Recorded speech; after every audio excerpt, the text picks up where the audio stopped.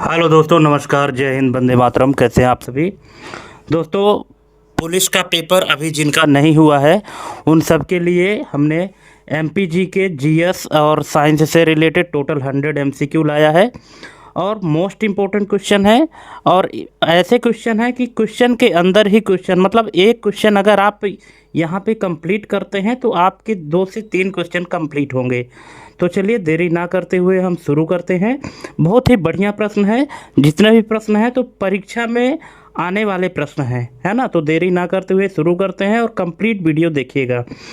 तो जैसा कि आप स्क्रीन में पहला क्वेश्चन देख रहे हैं, सागा दावा त्योहार जो बुद्ध के जीवन की 3 महत्वपूर्ण घटनाओं जन्म, ज्ञान और परिनिर्वाण का सम्मान करता है, मुख्य रूप से किस भारतीय राज्य में मनाया जाता है जहां महायान बौद्ध धर्म का महत्वपूर्ण प्रभाव है। अब देखिए इसमें कितने क्वेश्चन आपके कंप्लीट हो रहे हैं। सागा दावा त्योहार किससे संबंधित है? बुद्ध के जीवन से संबंधित है। उसमें 3 महत्वपूर्ण घटनाएं कौन कौन सी शामिल है? जन्म, ज्ञान और परिनिर्वाण इसका सम्मान करता है। तो मुख्य रूप से किस भारतीय राज्य में मनाया जाता है जहां महायान बौद्ध धर्म का महत्वपूर्ण प्रभाव है। अब इसका राइट आंसर क्या होगा? इसका राइट आंसर हो जाएगा option number C, Sikkim. Next है मी दम मी फी, पूर्वजों की पूजा का त्यौहार किस समुदाय द्वारा मनाया जाता है जो अपनी विशिष्ट संस्कृति और इतिहास के लिए जाना जाता है। तो इसका राइट आंसर क्या हो जाएगा? इसका राइट आंसर है ऑप्शन नंबर सी, असम के अहोम में। असम के अहोम में मी दम मी फी पूर्वजों की पूजा का त्यौहार है ना, जो कि असम में मनाया जाता है अहोम समुदाय द्वारा। ठीक है दोस्तों, क्वेश्चन ही बहुत अच्छे हैं और एक क्वेश्चन के अंदर हमने जैसा कि आपको बताया है कि एक क्वेश्चन अगर आप कंप्लीट करते हैं तो आपको उसमें से 2 से 3 क्वेश्चन कंप्लीट होंगे। ठीक है, और अगर आप हमारे चैनल में पहली बार आए हैं तो प्लीज़ चैनल को सब्सक्राइब करके बेल आइकन प्रेस कर लीजिए, क्योंकि जिनका भी एग्ज़ाम अभी नहीं हुआ है उन सब के लिए हम डे बाई डे वीडियो लेकर आते रहेंगे। ठीक है, तो आप बेल आइकन प्रेस करके रख लीजिए ताकि नोटिफिकेशन सबसे पहले आपको मिले। नेक्स्ट क्वेश्चन है, बस्तर दशहरा जो 75 दिनों तक चलता है और दुनिया का सबसे लंबा त्यौहार माना जाता है, देवी दंतेश्वरी को समर्पित है, यह किस राज्य की अनूठी संस्कृति परंपरा है? तो यह है दोस्तों छत्तीसगढ़ की। ऑप्शन नंबर सी इसका करेक्ट आंसर हो जाएगा। अब देखिए यहाँ पे कितने क्वेश्चन बनने की संभावना है कि दुनिया का सबसे लंबा त्यौहार, दुनिया का सबसे लंबा त्यौहार कौन है? बस्तर दशहरा है। कितने दिनों तक चलता है? 75 दिनों तक चलता है। यह किस देवी को समर्पित है? तो दंतेश्वरी देवी को समर्पित है। यह किस राज्य में मनाया जाता है? तो ये छत्तीसगढ़ राज्य की सांस्कृतिक परंपरा है, छत्तीसगढ़ राज्य में मनाया जाता है। तो देख सकते हैं कि आप एक क्वेश्चन के अंदर कितने क्वेश्चन कंप्लीट कर पा रहे हैं। नेक्स्ट है, सेकेरनी त्यौहार जो शुद्धि और पवित्रता का प्रतीक है और 10 दिनों तक चलता है, किस नागा जनजाति द्वारा मनाया जाता है? तो ये मनाया जाता है दोस्तों अंगामी। ऑप्शन नंबर ए इसका करेक्ट आंसर हो जाएगा। ठीक है, सेकेरनी त्यौहार किस पर संबंधित है? शुद्धि और पवित्रता का प्रतीक है। कितने दिनों तक मनाया जाता है? 10 दिनों तक। नागा जनजाति द्वारा तो मनाया जाता है, लेकिन कौन सी नागा? क्योंकि नागा में भी कई प्रकार की जनजातियां हैं, तो यहाँ पे जो अंगामी है उनके द्वारा मनाया जाता है। नेक्स्ट है, लाई हराओबा एक अनुष्ठानिक त्यौहार जो सृष्टि के निर्माण का जश्न मनाता है, किस राज्य के मैतेई समुदाय से जुड़ा है? तो ये जुड़ा है दोस्तों मणिपुर। ऑप्शन नंबर 20 का करेक्ट आंसर हो जाएगा। नेक्स्ट है, तुलुनी त्यौहार जो प्रचुर मात्रा में फसल और उत्सव का प्रतीक है, किस राज्य की सुमी नागा जनजाति द्वारा मनाया जाता है? तो ये मनाया जाता है नागालैंड। ऑप्शन नंबर सी इसका करेक्ट आंसर हो जाएगा। नेक्स्ट है, पोंगल त्यौहार के तीसरे दिन को क्या कहा जाता है जो मवेशियों को समर्पित है? तो इसको कहते हैं दोस्तों Mattu Pongal. Option number C इसका करेक्ट आंसर हो जाएगा। पोंगल त्यौहार जो है तो केरल का एक बहुत ही फेमस और प्रतिष्ठित त्यौहार है ना। तो ये तीसरे दिन, पोंगल का जो तीसरा दिन होता है जो कि मवेशियों को समर्पित है, उसको मट्टू पोंगल कहते हैं। नेक्स्ट है बथुकम्मा बथुकम्मा फूलों का एक जीवंत त्योहार जो देवी गौरी को समर्पित है, किस भारतीय राज्य का एक अनूठा और रंगीन उत्सव है? तो ये है दोस्तों तेलंगाना। ऑप्शन नंबर 20 का करेक्ट आंसर हो जाएगा। नेक्स्ट है हार्नबिल महोत्सव नागालैंड में हर साल 1 से 10 सितंबर तक आयोजित किया जाता है। इसका नाम किस पक्षी के नाम पर रखा गया है? तो ये रखा गया है हार्नबिल। ठीक है, हार्नबिल महोत्सव जो है तो नागालैंड में मनाया जाता है। कब मनाया जाता है? प्रत्येक वर्ष 1 से 10 दिसंबर तक, 1 दिसंबर से लेकर 10 दिसंबर तक मनाया जाता है। ठीक है, और किस पक्षी के नाम पर रखा गया है? तो हार्नबिल नाम का पक्षी है, उसके नाम पर यह त्यौहार रखा गया है। हार्नबिल महोत्सव नागालैंड में मनाया जाता है। नेक्स्ट है त्रिशूर पूरम जो सजे धजे हाथियों की भव्य शोभा यात्रा के लिए प्रसिद्ध है, मुख्य रूप से किस भारतीय राज्य का एक प्रतिष्ठित मंदिर उत्सव है? तो ये है दोस्तों केरल का। ऑप्शन नंबर 20 का करेक्ट आंसर हो जाएगा। नेक्स्ट गोवा में मनाया जाने वाला शिग्मोत्सव वसंत का एक जीवंत त्यौहार है जो भारतीय त्यौहार के समान है और जिसमें एक लोक नृत्य और संगीत का प्रदर्शन होता है। तो कौन सा है? तो ये होता है होली। ऑप्शन नंबर 20 का करेक्ट आंसर हो जाएगा। नेक्स्ट नागालैंड की अंगामी जनजाति द्वारा मनाया जाने वाला सेकेरनी त्यौहार का मुख्य विषय क्या है जो कई दिनों तक चलता है? तो ये है दोस्तों शुद्धि और पवित्रता। Option number D. देखिए ये हमने बताया था पिछले क्वेश्चन में, अगर आपने इसको किया होता तो आपको यहाँ पे पता हो गया है। ठीक है, शुद्धि और पवित्रता पर है। नेक्स्ट है हिंदुस्तानी शास्त्रीय संगीत में मारवा थाट से उत्पन्न होने वाला कौन सा राग है जो सूर्यास्त के समय गाया जाता है और जिसमें ऋषभ कोमल और धैवत शुद्ध होता है? तो इसका राइट आंसर है मारवा। ऑप्शन नंबर 20 का करेक्ट आंसर है। नेक्स्ट है कर्नाटक संगीत का कौन सा राग हिंदुस्तानी संगीत के काफी राग के समान है? तो ये है खरहर प्रिया। ऑप्शन नंबर 20 का करेक्ट आंसर हो जाएगा। नेक्स्ट ध्रुपद गायन शैली में इस्तेमाल होने वाली लयबद्ध ताल को क्या कहा जाता है जो आमतौर पर पखावज पर बजाई जाती है? तो इसको कहते हैं चौताल। Option number C. नेक्स्ट कौन सा राग मध्यरात्रि में गाया जाता है और इसे रागों का राजा भी कहा जाता है? तो इसको कहते हैं दरबारी कान्हड़ा। ऑप्शन नंबर सी इसका करेक्ट आंसर हो जाएगा। अब देखिए क्वेश्चन में आपसे ये भी पूछा जा सकता है कि रागों का राजा किसे कहा जाता है? तो यह है दरबारी कान्हड़ा। ऑप्शन नंबर सी आपको याद रखना है, दरबारी कान्हड़ा। नेक्स्ट है टप्पा गायन शैली जो अपनी तेज और जटिल तानों के लिए जानी जाती है, मुख्य रूप से किस क्षेत्र से जुड़ी है? तो ये जुड़ी है पंजाब से। ऑप्शन नंबर 20 का करेक्ट आंसर हो जाएगा। नेक्स्ट है कजरी एक प्रकार का लोकगीत भारत के किस मौसम में विशेष रूप से जुड़ा है? तो ये जुड़ा है दोस्तों मानसून से। ऑप्शन नंबर सी इसका करेक्ट आंसर हो जाएगा। नेक्स्ट हिंदुस्तानी संगीत में किस राग में सभी 7 स्वर शुद्ध होते हैं? तो ये होते हैं Bilawal. Option number A. Bilawal में सभी 7 स्वर शुद्ध होते हैं। ऑप्शन नंबर ए इसका करेक्ट आंसर हो जाएगा बिलावल। नेक्स्ट होरी या धमार का गायन किस त्यौहार के दौरान किया जाता है? ये किया जाता है होली में। Option number B. Next Karnataka संगीत में किस राग को रागों का राजा माना जाता है और यह अक्सर भक्ति और श्रृंगार रस को व्यक्त करने के लिए उपयोग किया जाता है? तो इसका राइट आंसर हो जाएगा कल्याणी। ऑप्शन नंबर सी इसका करेक्ट आंसर हो जाएगा।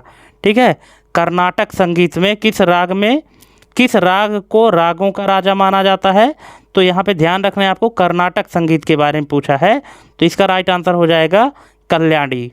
नेक्स्ट मांड गायन शैली जो अक्सर वीरता और प्रेम की कहानियों का वर्णन करती है, किस भारतीय राज्य की एक विशिष्ट अर्धशास्त्रीय संगीत शैली है?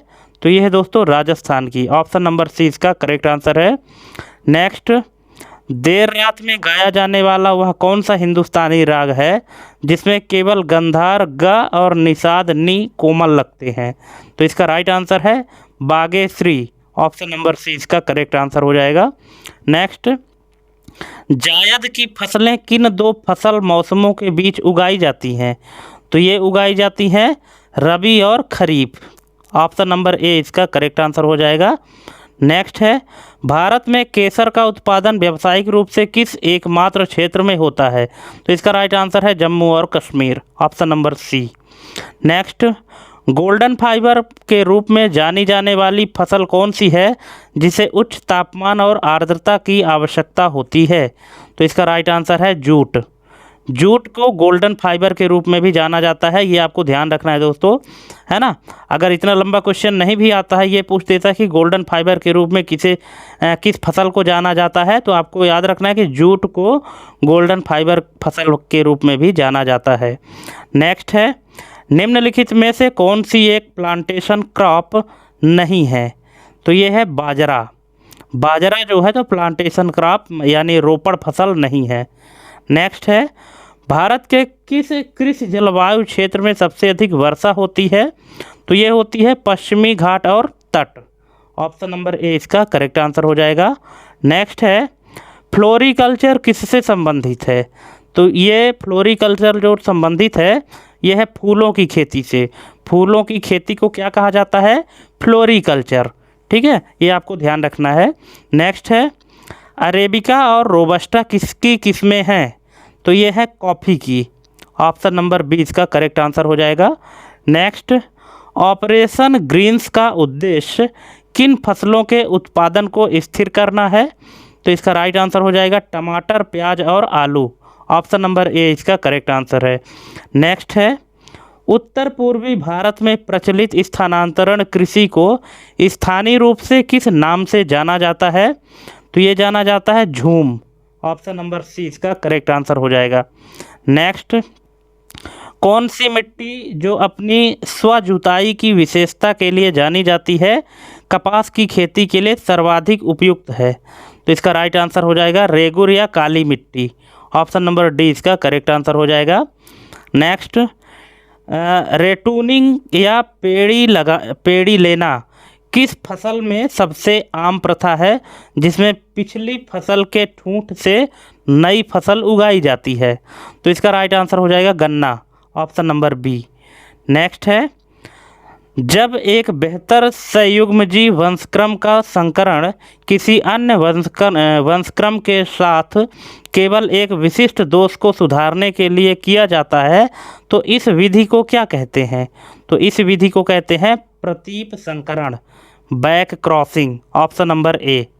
नेक्स्ट, कोशिका में क्रोमोसोम की संख्या को दोगुना करने के लिए किस रसायन का व्यापक रूप से उपयोग किया जाता है जिससे बहुगुणिता उत्पन्न होती है? तो इसका राइट आंसर है colchicine. Option number C. Next, पौधों में नर बंध्यता का उपयोग मुख्य रूप से किस लिए किया जाता है? तो ये किया जाता है संकर बीज उत्पादन को सुगम बनाने के लिए। नेक्स्ट है, ट्रिटिकेल किन दो पौधों के बीच का संकर है? तो ये है दोस्तों गेहूं और राई। ऑप्शन नंबर बी इसका करेक्ट आंसर हो जाएगा। ट्रिटिकेल किन दो पौधों के बीच का संकर है ना, तो यह है गेहूं और राई। नेक्स्ट है, पादप प्रजनन में जब F1 पीढ़ी अपने किसी भी जनक से बेहतर प्रदर्शन करती है तो इस घटना को क्या कहा जाता है? तो इसको कहते हैं संकर ओज। ऑप्शन नंबर ए इसका करेक्ट आंसर हो जाएगा हेटेरोसिस। नेक्स्ट है, पूसा स्वर्णिम किस फसल की रोग प्रतिरोधी किस्म है? पूसा स्वर्णिम किस फसल की रोग प्रतिरोधी किस्म है? तो यह है सरसों की। ऑप्शन नंबर बी इसका करेक्ट आंसर हो जाएगा। नेक्स्ट, एक छोटे पौधे के ऊतक से प्रयोगशाला में नियंत्रित परिस्थितियों में बड़ी संख्या में पौधे उगाने की तकनीक क्या कहलाती है? तो इसका राइट आंसर हो जाएगा सूक्ष्म प्रवर्धन, है ना। सूक्ष्म प्रवर्धन इसका राइट आंसर हो जाएगा micro propagation. Option number B. Next है, गेहूं की किस्म एटलस 66 को मुख्य रूप से किस उच्च पोषक तत्व की मात्रा के लिए विकसित किया गया था? तो ये किया गया था प्रोटीन के लिए। ऑप्शन नंबर बी इसका करेक्ट आंसर हो जाएगा। नेक्स्ट, कायिक संकरण में किन दो कोशिकाओं का संलयन शामिल होता है? तो ये होता है जीव द्रव्यक। ऑप्शन नंबर सी इसका करेक्ट आंसर हो जाएगा। नेक्स्ट है, यूरिया जो एक सामान्य नाइट्रोजन युक्त उर्वरक है में नाइट्रोजन किस रूप में होता है? मोस्ट इम्पोर्टेंट क्वेश्चन है। जो यूरिया खेत में यूज करते हैं ना, तो एक सामान्य नाइट्रोजन युक्त उर्वरक है, इसमें नाइट्रोजन किस रूप में होता है? तो ये होता है दोस्तों एमाइड के रूप में। ऑप्शन नंबर सी इसका करेक्ट आंसर हो जाएगा। दोस्तों आप हमको लास्ट में कमेंट करके ज़रूर बताइएगा, आप लोग बताते ही नहीं हैं कि कितने क्वेश्चन सही हुए कितने गलत हुए, है ना। आप ज़रूर बताइएगा, और किसी क्वेश्चन में अगर कोई डाउट है तो आप कमेंट करके पूछ सकते हैं। आप पहले पूरा वीडियो तो देखिए, आपको सभी के आंसर बड़े ही अच्छे क्वेश्चन मिलेंगे और बहुत ही मज़ेदार क्वेश्चन मिलेंगे, जो कि एग्ज़ाम के पॉइंट ऑफ व्यू से मोस्ट इम्पोर्टेंट है। चलिए नेक्स्ट क्वेश्चन है, कीटनाशकों के अत्यधिक उपयोग से होने वाली घटना जिसमें खाद्य श्रृंखला में उनकी सांद्रता बढ़ जाती है क्या कहलाती है? तो उसको कहते हैं जैव आवर्धन। ऑप्शन नंबर बी इसका करेक्ट आंसर हो जाएगा, जैव आवर्धन। नेक्स्ट है, बोर्डो मिश्रण जिसमें कॉपर सल्फेट और चूना होता है का उपयोग मुख्य रूप से किस रूप में किया जाता है? तो ये किया जाता है कवकनाशी। ऑप्शन नंबर बी इसका करेक्ट आंसर हो जाएगा। नेक्स्ट, पौधों के लिए कौन सा सूक्ष्म पोषक तत्व एंजाइम नाइट्रोजिनेज का एक महत्वपूर्ण घटक है जो नाइट्रोजन स्थिरीकरण के लिए आवश्यक है? तो इसका राइट आंसर हो जाएगा मोलिब्लेडनम। ऑप्शन नंबर सी इसका करेक्ट आंसर है। नेक्स्ट, क्षारीय मृदा को सुधारने के लिए किस पदार्थ का प्रयोग किया जाता है? तो ये किया जाता है जिप्सम का। ऑप्शन नंबर बी इसका करेक्ट आंसर हो जाएगा। नेक्स्ट, निम्नलिखित में से कौन सा एक प्रणालीगत कीटनाशक का उदाहरण है जो पौधे द्वारा अवशोषित होकर पूरे पौधे में फैल जाता है? तो इसका राइट आंसर हो जाएगा इमिडाक्लोप्रिड। ऑप्शन नंबर सी इसका करेक्ट आंसर हो जाएगा, इमिडाक्लोप्रिड। नेक्स्ट है 2,4-D। 2,4-D मतलब डाइक्लोरोफेनोक्सी एसिटिक एसिड का कृषि में मुख्य रूप से किस रूप में उपयोग किया जाता है?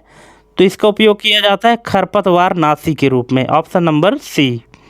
नेक्स्ट है, मिट्टी में किस सूक्ष्म पोषक तत्व की कमी से चावल में खैरा रोग होता है? तो किसकी कमी से होता है? जस्ता, जिंक की कमी से। इसीलिए आप लोग देखे होंगे कि फसल में अच्छी फसल की पैदावार के लिए जिंक का उपयोग किया जाता है। ठीक है, अगर आपके एग्ज़ाम में जिंक रहता है ऑप्शन तो ठीक है, अगर जिंक के स्थान पे जस्ता है तो जिंक को जस्ता भी कहते हैं, तो आपको जस्ता में टिक कर देना है। नेक्स्ट है, नीम लेपित यूरिया का मुख्य लाभ क्या है जिसे सरकार द्वारा बढ़ावा दिया जा रहा है? तो इसका राइट आंसर हो जाएगा ऑप्शन नंबर बी, यह नाइट्रोजन के घुलने की दर को धीमा करता है। Option number B. नेक्स्ट, 2011 की जनगणना के अनुसार भारत का जनसंख्या घनत्व प्रति वर्ग किलोमीटर कितना था? तो ये दोस्तों 382। Option number B. नेक्स्ट, 2011 की जनगणना के अनुसार निम्नलिखित में से किस राज्य में महिला साक्षरता दर और पुरुष साक्षरता दर के बीच सबसे अधिक अंतर था? तो ये था राजस्थान में। ऑप्शन नंबर सी इसका करेक्ट आंसर हो जाएगा। नेक्स्ट, भारत की 2011 की जनगणना के लिए जनगणना आयुक्त कौन थे? तो ये थे सी चंद्रमौली। ऑप्शन नंबर सी इसका करेक्ट आंसर हो जाएगा। नेक्स्ट है, 2011 की जनगणना के अनुसार भारत के किस राज्य का लिंगानुपात प्रति 1000 पुरुषों पर महिलाएं सबसे कम था? तो इसका राइट आंसर हो जाएगा Haryana. Option number B. Next, 2011 की जनगणना के अनुसार भारत का कुल प्रजनन दर क्या था?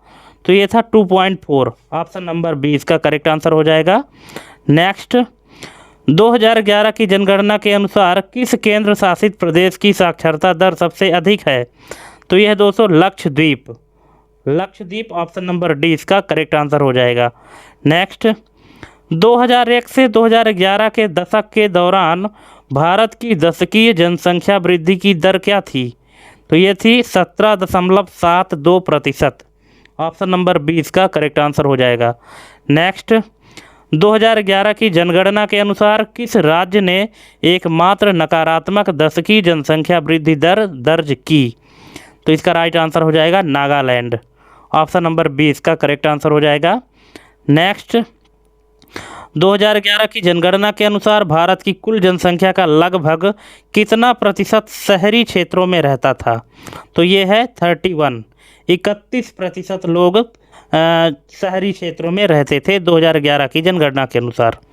नेक्स्ट, 2011 की भारतीय जनगणना का आदर्श वाक्य क्या था, उसका मोटो क्या था?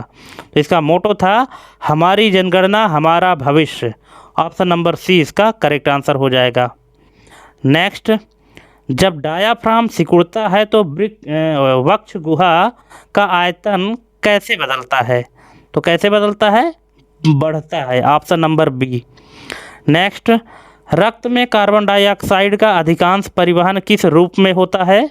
तो ये होता है बाइकार्बोनेट आयनों के रूप में। ऑप्शन नंबर सी इसका करेक्ट आंसर हो जाएगा। नेक्स्ट है, श्वसन की प्रक्रिया को नियंत्रित करने वाला श्वसन केंद्र मस्तिष्क के किस भाग में स्थिर होता है? तो ये होता है मेडुला ऑब्लांगेटा और pons. Option number C. Next, Bohr प्रभाव के अनुसार रक्त में CO2 की सांद्रता बढ़ने या pH कम होने पर हीमोग्लोबिन की ऑक्सीजन के प्रति आत्मीयता पर क्या प्रभाव पड़ता है? तो ये होता है कम हो जाती है। ऑप्शन नंबर बी इसका करेक्ट आंसर हो जाएगा। नेक्स्ट, फेफड़ों की कुल क्षमता क्या है? फेफड़ों की कुल क्षमता क्या है? तो ये है महत्वपूर्ण क्षमता प्लस अवशिष्ट आयतन। Option number B. नेक्स्ट है, बलपूर्वक निःश्वसन के बाद भी फेफड़ों में बची रहने वाली वायु के आयतन को क्या कहा जाता है? तो इसको कहते हैं अवशिष्ट आयतन। Option number C. नेक्स्ट, वायु कोष्ठिका की हवा में ऑक्सीजन का आंशिक दाब लगभग कितना होता है? तो ये होता है 104 mmHg। ऑप्शन नंबर सी इसका करेक्ट आंसर हो जाएगा। नेक्स्ट, फेफड़ों की श्वास नलियों में सूजन और संकुचन के कारण सांस लेने में कठिनाई होने की स्थिति को क्या कहते हैं? तो इसको कहते हैं दमा या अस्थमा। ऑप्शन नंबर बी इसका करेक्ट आंसर हो जाएगा। नेक्स्ट है, एक्वा रेजिया निम्नलिखित में से किसका मिश्रण है? तो ये है ऑप्शन नंबर बी सांद्र हाइड्रोक्लोरिक एसिड और सांद्र नाइट्रिक एसिड का अनुपात 3:1 का अनुपात होना चाहिए। ठीक है, सांद्र हाइड्रोक्लोरिक एसिड और सांद्र नाइट्रिक एसिड का अनुपात कितना होगा? 3:1 के अनुपात में। नेक्स्ट, जब एक अम्ल धातु कार्बोनेट के साथ अभिक्रिया करता है तो कौन सी गैस उत्पन्न होती है? तो ये होती है carbon dioxide. Option number C इसका करेक्ट आंसर हो जाएगा। नेक्स्ट है, लुईस अवधारणा के अनुसार एक अम्ल क्या है? तो एक अम्ल है एक इलेक्ट्रॉन जोड़ी स्वीकर्ता। Option number B. नेक्स्ट, खाद्य पदार्थों के परिरक्षण के लिए उपयोग किया जाने वाला सामान्य अम्ल कौन सा है? तो ये है benzoic acid. Option number C. Next है, वह प्रक्रिया क्या कहलाती है जिसमें सांद्र अम्ल को पतला करने के लिए अम्ल में पानी मिलाया जाता है? तो ये क्या कहलाता है? यह एक अनुशंसित प्रक्रिया नहीं, पानी में अम्ल मिलाया जाना चाहिए। ऑप्शन नंबर सी इसका करेक्ट आंसर हो जाएगा। नेक्स्ट, यदि किसी विलयन का pH मान 3 से बढ़कर 6 हो जाता है तो हाइड्रोजन आयन की सांद्रता पर क्या प्रभाव पड़ेगा? तो इसका है 1000 गुना घट जाएगी। Option number C. नेक्स्ट, पेट में अतिरिक्त अम्ल को निष्क्रिय करने के लिए एंटासिड के रूप में किसका उपयोग किया जाता है? तो ये किया जाता है magnesium hydroxide. Option number B इसका करेक्ट आंसर हो जाएगा। नेक्स्ट, भारत का सबसे आशाजनक भूतापीय ऊर्जा स्थल पुगा घाटी किस राज्य या केंद्र शासित प्रदेश में स्थित है? तो इसका राइट आंसर है लद्दाख।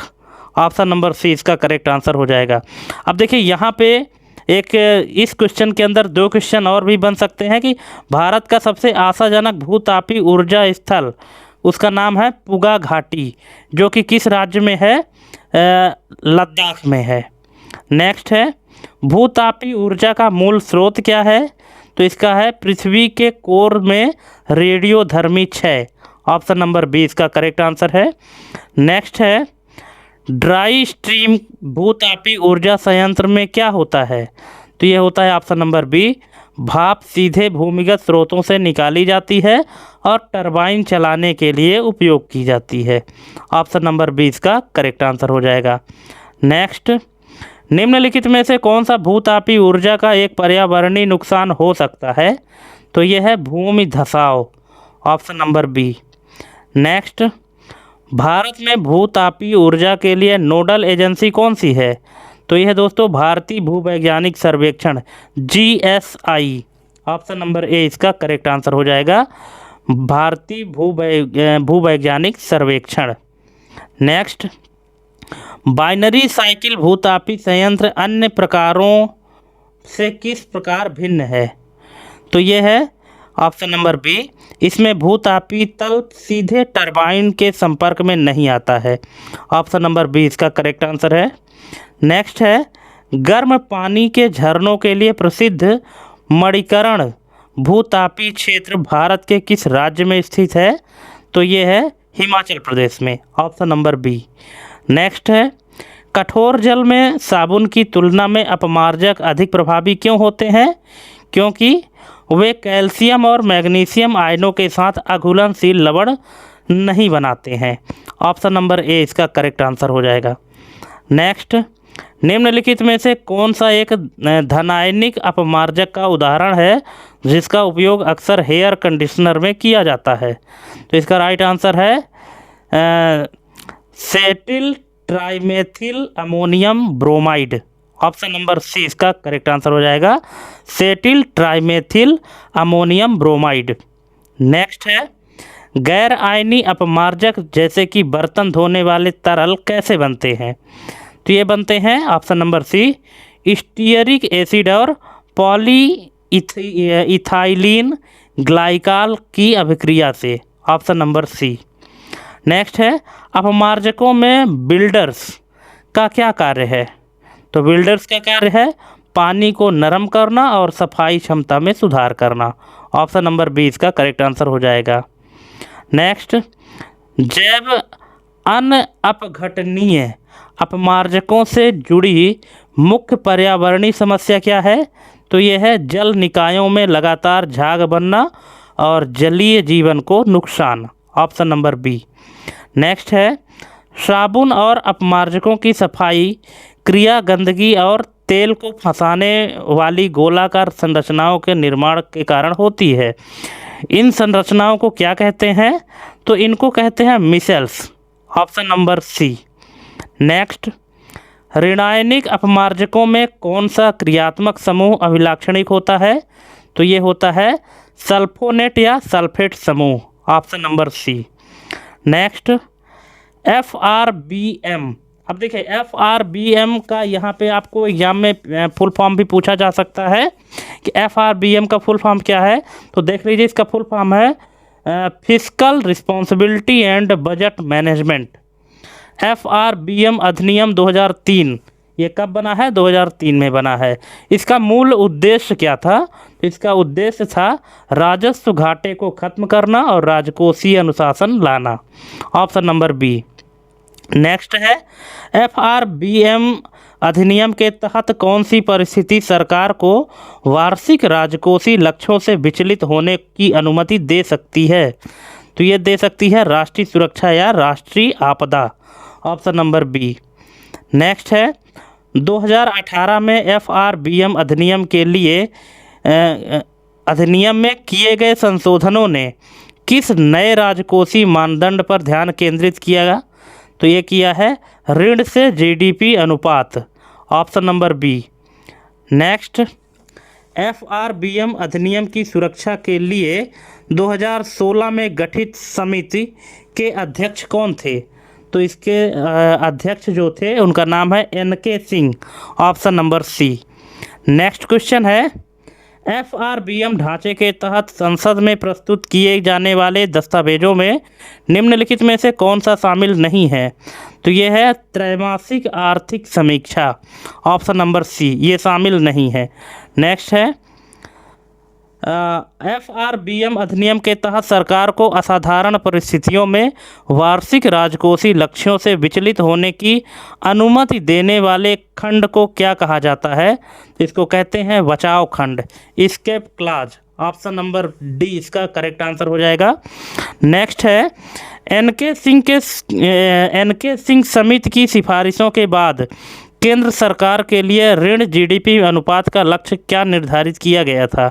तो ये निर्धारित किया गया था 40%। Option number C. नेक्स्ट है बजट के संदर्भ में प्राथमिक घाटा क्या है? तो ये है राजकोषीय घाटा माइनस ब्याज भुगतान। ऑप्शन नंबर सी।